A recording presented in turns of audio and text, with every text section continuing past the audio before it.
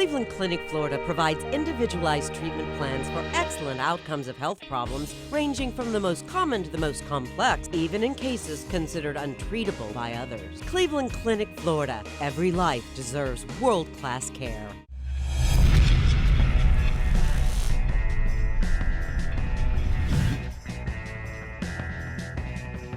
Well, here we go. It is KVJ After the Show Podcast. Yeah.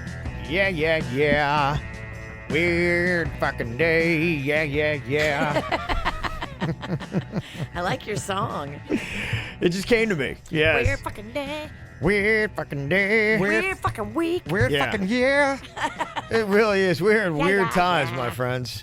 Weird times. What is it that's making things seem weird? Because things have seemed weird for a minute. What are you zoning in on that's making you feel weird? It's the, I think just the state of the country. Everything's been crazy. And it's just where you are. Yeah, I had to turn your mic off. You were over there making some noise or something over there. You're wrestling. I was adjusting my Read My Lips champion medal. Okay. Yeah. At all. Sorry. I think everything that's made it weird is I think social media has started everything. I think that's the platform where things have come to. And then I think, with Trump being elected president, it showed really the divide. I don't know that the sides, right, left, were as accentuated, or I wasn't aware that they were that diverse. Because here I am. I'm a dude, like I said, I'm a middle rider, man. I'm a moderate. First time as soon as I signed up when I was 18, I was in political science, and they talked about picking the parties, and I did my research on both, and I was like, I don't like either one. And I was very politically minded through high school and grade school. In fact, I thought I was going to be a politician. And I went independent at 18. And I just said, because I can't subscribe, and I don't like the two-party system. And I think that it forces people into thought patterns that they don't necessarily believe. And I think that each issue, you should look at it objectively, and you should follow your own instincts. And there were some issues that I would look at like I was conservative, others where I was liberal, and I said I wouldn't want to be in a group where everybody was kind of pushing me to feel a certain way. Boy, oh boy, man, I got a taste of what Denny's has to go through on a daily basis today. Yeah. Someone was very upset. I mean, so upset with Virginia. And I was just trying to calmly talk to them, and they kept on screaming at me. Was it BB or someone else? Was it what? BB? No. It was BB. It wasn't BB? This was a different woman. I believe her name was Kathy. Okay. Her name was Kathy, and I was trying to tell her. She's like, I'm never listening to you guys again. You're a liberal show. You're a political show now. And I was like, Kathy, really? Kathy, I swear to you, I'm not a political person. I'm really not. I go. I'm not liberal. I'm not conservative. I don't do any of that crap. Well, then she started to scream at me. And she says, "Oh, Jaybird, I know you have liberal tendencies too. You're more down the middle, but you have liberal tendencies down too." And I'm like, "Oh my gosh, why is she so mad at me?" And it was what was the conversation we were talking about that got something? I don't even know. She was still mad. She was mad at me yesterday because she apparently is a boss. And I said on the radio, if there's noodles in the sink because one of the employees put them there, you can't force the employees to stay late until somebody confesses. Like, you have to allow your employees at 6 p.m. to leave. And if nobody cleans up or confesses to the noodles, then we're just going to have to figure out a different way. By law, you can't hold your employees hostage. That's not really what she was mad about. No, that was a Trojan horse. If you know what that is, that was how she was trying to get on, because the agenda was about the conversation that happened yesterday with Nancy. Yesterday. She was so mad about yesterday with that Nancy. She wants you to give a public apology to Nancy because she thought you were out of line. And I was trying to she's like, I'm never listening to you guys. You guys blah blah blah. I said, look, instead of, and then she goes, you're cool, Jaybird. I go, well, then you think I'm cool? I go, why would you punish me if you just don't agree with Virginia? I go, I work with her every day, and there's so much shit I don't agree with Virginia on. I'm like, just because you don't agree with her Don't say. Why do we have to hate each other and yell and scream and say the nastiest of things? Well, I said that, and then she said, "Well, Virginia called that woman a racist, and that woman wasn't a racist, and Virginia labeled her and got her so mad so quick." That woman was twisting my non-racist words and calling me someone who may have been having that intention. She said, "You probably don't, but maybe you don't know how you sounded." When you stick that on somebody, that says to me that you're trying to make an innocent phrase racist. And that's a big problem with a lot of things that I'm hearing nowadays. We can't make everything racist. Some statements are innocent and innocuous, and they have nothing to do with racism. And if we try to make every little thing racist, we're ridiculous. And we are asking for a race war. Here's an email that came in. So I was asking if it was BB, because I think I'd seen a text message came in from BB earlier, but it wound up in an email. And I think of all the comments and emails that I've seen, this kind of like sums up what some people were saying about that Nancy call from yesterday. The title of the email is "Your Not So Evolved Co-Host." Kevin, you always talk about wanting to have civil discussions with people on opposite sides of different viewpoints. When you do this, I suggest you not include the witch. She's incapable of having a discussion where someone tries to help her learn.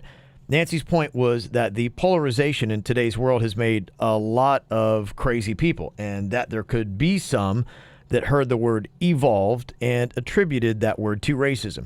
She wasn't saying the witch was racist or even trying to associate her with racism. The witch's first defense was that no one else is saying that. No one else thought that. You're the racist one.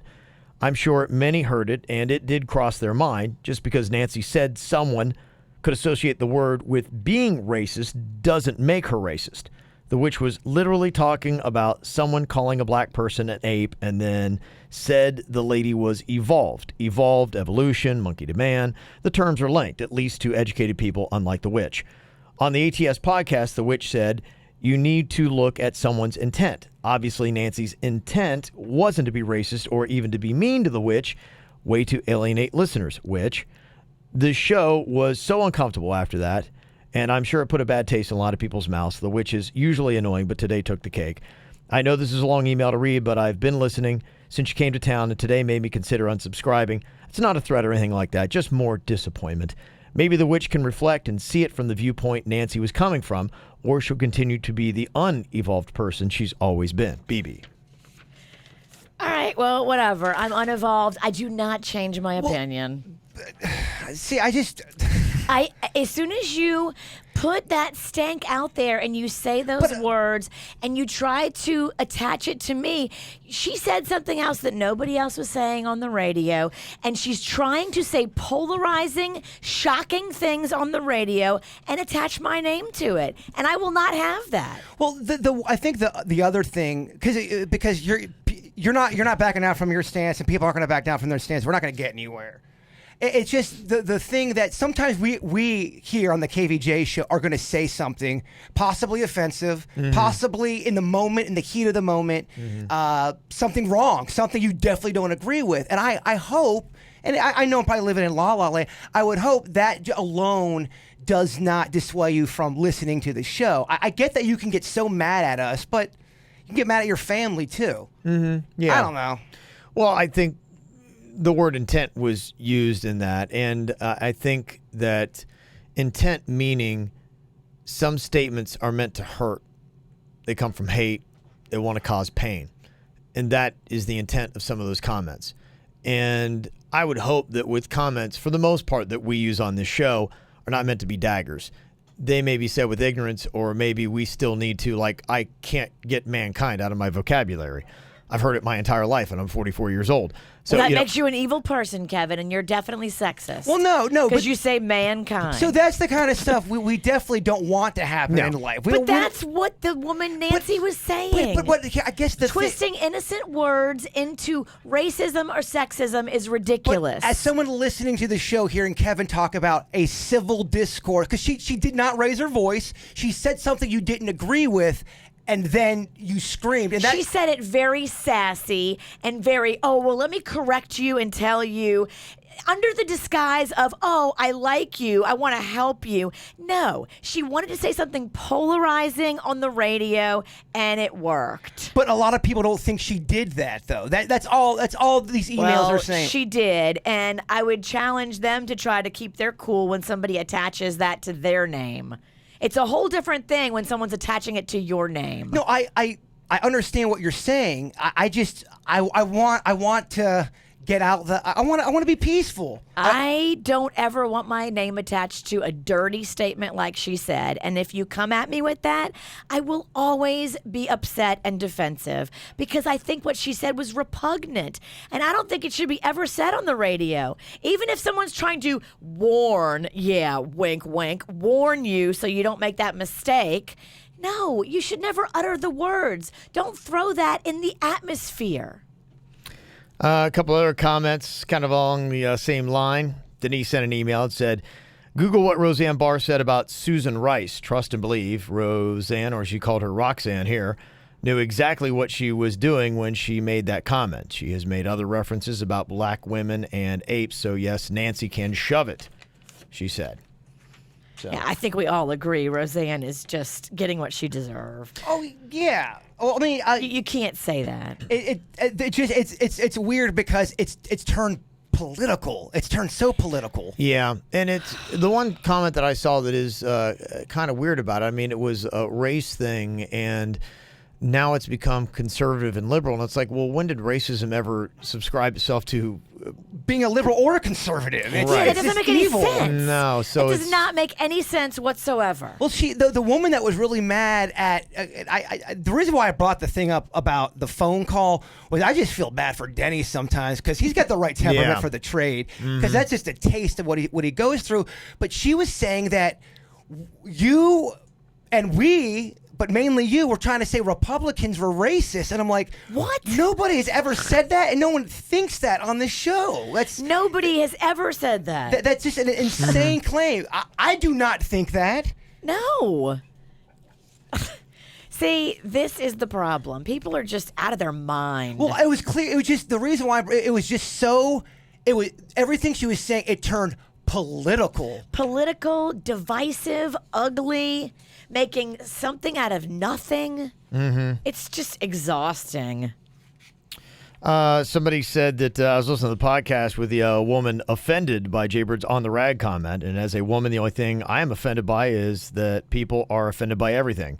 Keep doing what y'all are doing and let people change the station. This world is getting out of control. Thank you. Do better, Jason. Someone said that to him. Well, Do better, Jason. I keep seeing that on the internet because... Look, the internet is great, and yeah, when people do bad things, I get it. They should be shamed or whatever, but everyone's on their fucking high horse. Do better, Kevin. I'm so done talking about this shit. I don't know if I can do better, Kevin. This is kind of how I am. I've been doing the best I can. Kind of a dipshit. Kristen sent an email, said, hey, I'm listening to the After Show podcast from Tuesday. Jason was asking what would be deemed offensive regarding a woman's mood swings. I want to say, just remember the context and intent like Kevin suggests. Also, remember the younger generation coming up will not understand our experience with our peers. They're experiencing a new set of issues and are trying to find their way just like we did. You all work so hard and have a loyal fan base. We love you, Kristen. And that's an interesting comment because you're right. And for me, and we have a very broad audience when it comes to ages, young, old, all the way in between. And you do think about that, like younger generations, they are growing up with these words, phrases, whatever being taboo. So when they hear them in their ears, it sounds a lot different. We grew up using terms and things right now that people find completely abhorrent. And when one of us says it, well, it's just the conditioning. It's things that have been our vernacular for 30 years. And yeah, when we recognize that shouldn't be there, you try to flush it out. So you got to give a little bit of forgiveness, I would hope, to somebody who a 44-year-old says mankind and stuff. He's like, oh my gosh, he just said mankind. That just hurt my ears. But I guess my question is, what makes the younger generation or the older generation, either one, right or wrong? It's really just humans having a perspective on things. There really is. I think it's something that will happen because, and I remember when I was younger, being at my grandmother's house, and my grandmother was a very kind person. I never knew her to be racist, meaning that she would ever carry any ill feelings towards anyone of any kind of color. But I remembered one time she said, "Oh, colored people," and I was like, "Whoa, Grandma, it's not the 50s." And for me, that was like, whoa, to hear her use that terminology, because as I was growing up, that was just something that was old, and you just didn't say that. It just had a weird tone. And so with her email and that comment, that does kind of remind me of that. And I think probably every generation is going to have something like that, where younger ears hear something, they're going, "Oh my gosh, we just don't say that today." I was that way with my grandma, but she had that in her vernacular for 70 years at that point. 75, I think, is when she was that age when she used that word. And I was like, whoa, Grandma, we don't say colored people. And for her, and especially the people she had been with are still using the same kind of words, because that was just something that was permissible in her age and the area where she was. Didn't come with anything mean-spirited. There wasn't anything nasty around the comment.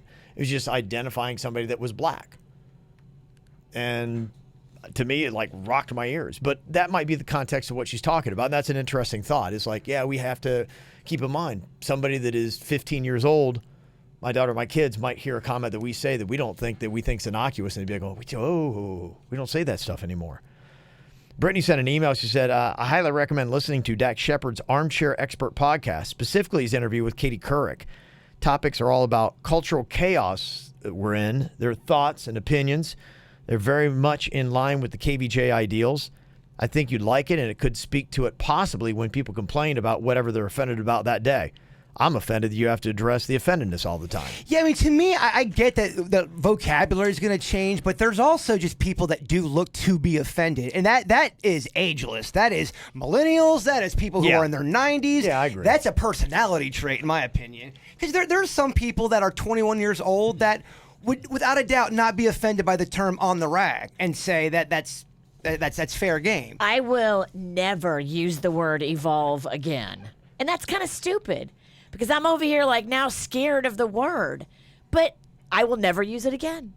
Well, that's good that you bring that up, because I think that's part of what we're talking about. Something because I heard your comment. Your comment had nothing to do with race. No. You were talking about a woman reaching a higher level of consciousness to rise above terrible comments, and that were directed at her. Yes, and your words.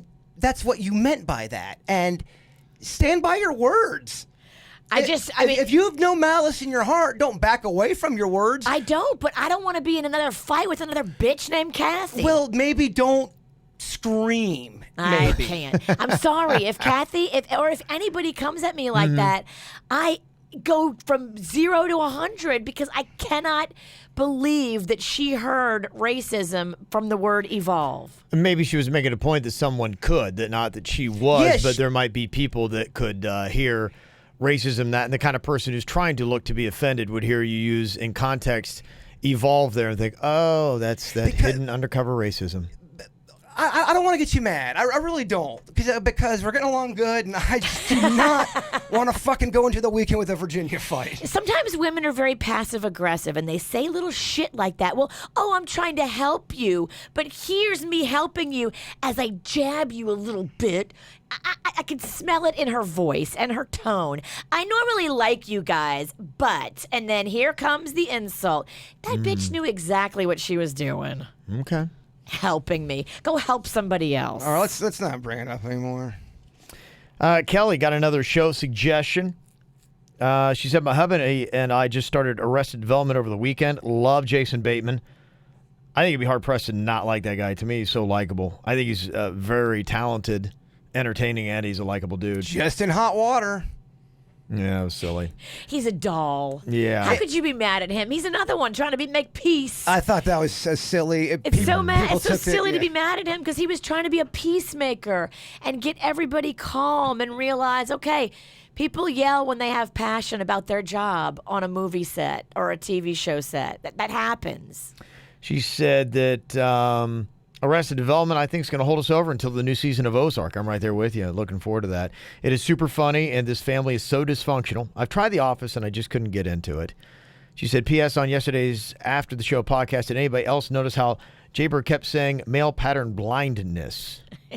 Yeah, that's a real thing. I know what male pattern baldness is. Male pattern blindness is a cheesy term that some people do in the momedy world. And it's where men. I saw the email. They're trying to make fun of guys for not seeing the women's truth, or just the truth, or just, hey, honey, go grab the mustard. I can't see the mustard. I can't find it. And the mustard's right there. It's called male pattern baldness. It's a play on words for blindness. Now they got me all fucked up. Blindness. Thank you. Male pattern blindness is a cheesy comedy term. Is it Friday yet? Let me see here. She said, moved from Lake Worth to Tampa and still listen to your podcast every day. Love you guys. Yeah. PPS, nice work on getting laid, Kev. Yeah. Thank you, Kelly. Yeah, that's it. Yeah. If you Google it, Kelly, it should come right up. Mm-hmm. Kevin getting laid? No, that should be on there. I wish. There's photos and everything. We made a video. Oh my gosh, really? It's impressive, yes. You've never made a video, have you, in the history of Kev? No, Not that you know of. Not my style. I don't want any proof of that. People be like, that poor girl. Oh, God. Oh, Oh, God, this is turning my stomach. oh, jeez. Turn it off. Oh, my gosh. It's awful. It's over already? Looks like some sort of crime. Just, Well, that's the only good thing. It oh, my ends God. quick. Why is she weeping? It does end quick. K-Job sent an email. I said, when not to help strangers. That story that you told about your daughter, Caitlin, was a good example of a time when it's better to just walk away. I thought it was highly suspicious. The person was lying on the ground, stood up, and asked your daughter to follow her. That seemed like a big red flag. Thankfully, your daughter read the situation well and got out of there. Only a week ago, where I live, a woman was abducted in broad daylight and murdered. Oh my gosh. The cops found the guy, but he tried to fight them with a knife, so they shot him. When I hear stories like that, it just makes me so happy your daughter got away from that weirdo. Yeah, absolutely. Me too. And it's, just something, I guess the moral of the story was one to, let people know this could be going on. It seems like you get bad people in society and they try the same act with multiple people. So if you see some of the signs, the things they do, they'll try that same routine with somebody else. And if they see the early signs, be like, hey, watch this. Natalia, in fact, sent an email here about that. She said, OMG, I'm listening to the show from Tuesday, and it's incredible. I just received this message about women being aware of people asking for help. I've attached a picture, and I'm so happy I heard this because I go to that same nail salon and Whole Foods quite often. This is from the Miami-Dade County Sheriff's Department, a warning. They say this message is for any lady who goes to work, college, or school, or even driving or walking the streets alone. If you find a young person crying on the road, showing you their address and asking you to take them to that address, take that child to the police station. No matter what you do, don't go to that address. This is a new way for gang members, the MS-13 gang, if you've heard of them, to rape women. Please forward this message to all ladies and guys so that they can inform their sisters and friends and family. Jeez. Yeah. That's some scary stuff right there. Yeah. So that kind of stuff does happen. So, it's unfortunate because you want to be able to help people without having to give it thought.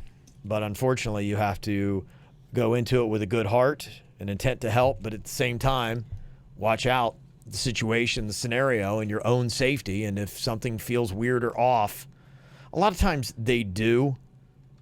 Right. A lot of times there's something squirrely about the person, Yeah. or there's something that just doesn't make sense, and you're like, what? That Listen to your gut. It was the first thing with my daughter. There were just things that seemed off. The woman's demeanor, first of all, and then two, is she was just laying on her back in a parking spot in the parking lot with the bags neatly placed beside her. It looked like she had just laid down.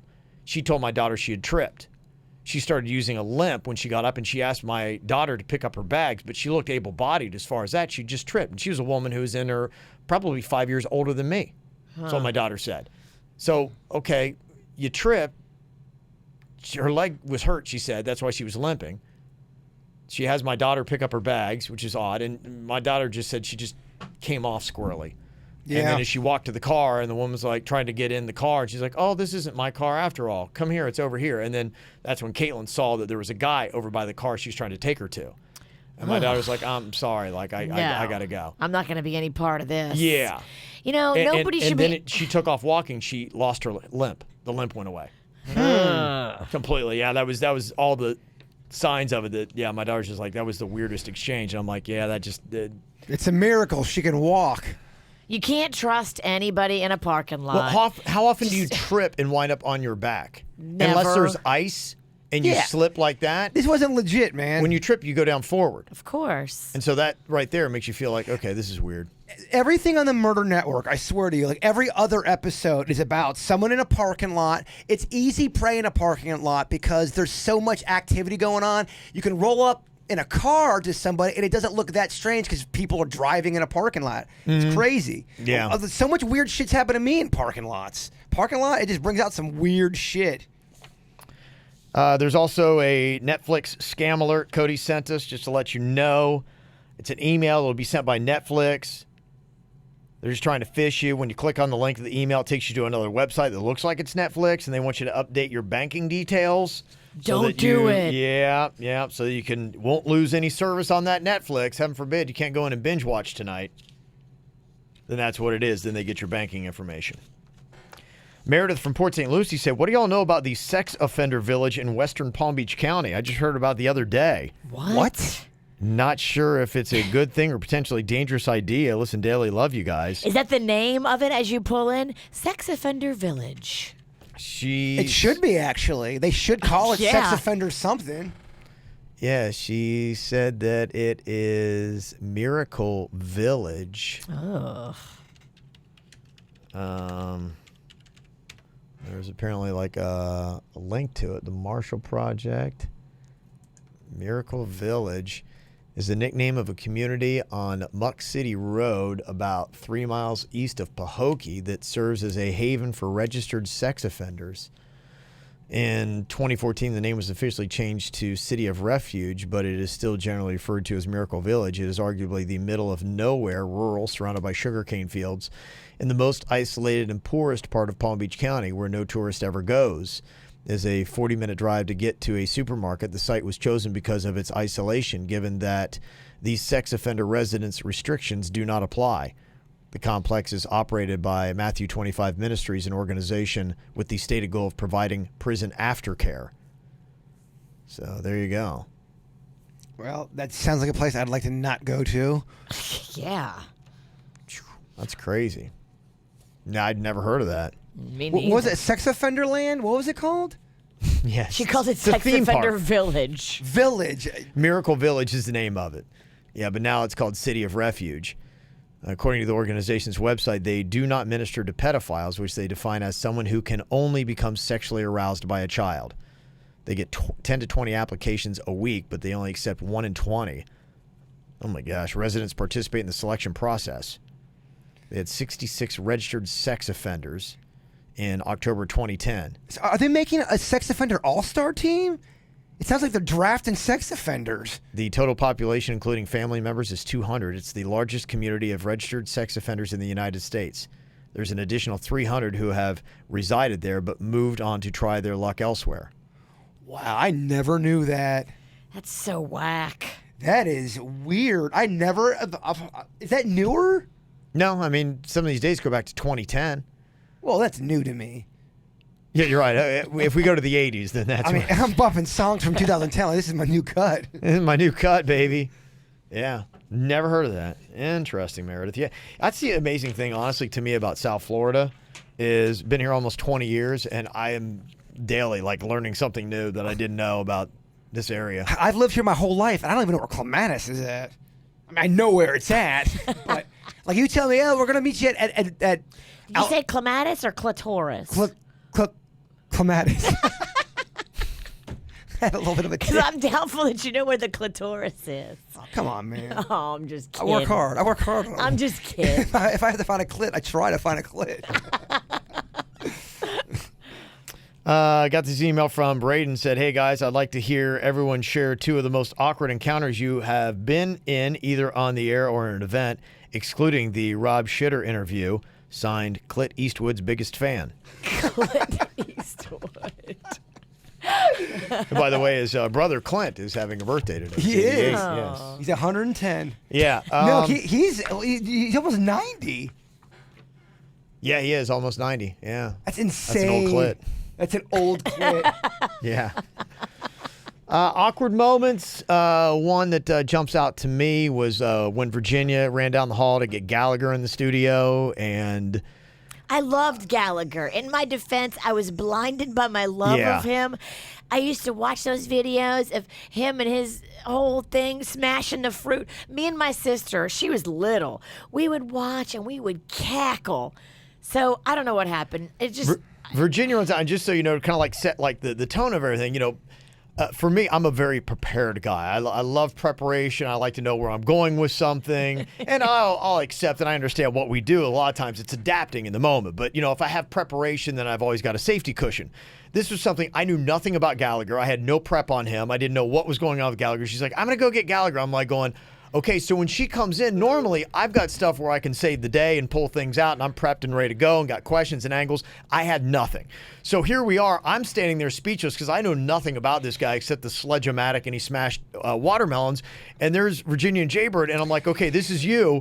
And then You're missing a big detail. Yeah. Okay, so I honestly thought Virginia was drunk. I'm not even kidding. I thought you were still drunk from the day before. I got so excited. I was really in a different, I wasn't in my normal headspace because I just love him so much. Mo and Sally were in the middle of doing a photo shoot with Gallagher. Like, literally in the middle of doing a photo shoot, Virginia interrupts the photo shoot and grabs Gallagher and brings him into our studio. Gallagher's like, I guess I gotta go. So he brings him into the I did Gallagher a favor. and he gets in our studio and he starts talking to you because you asked him about ticket sales.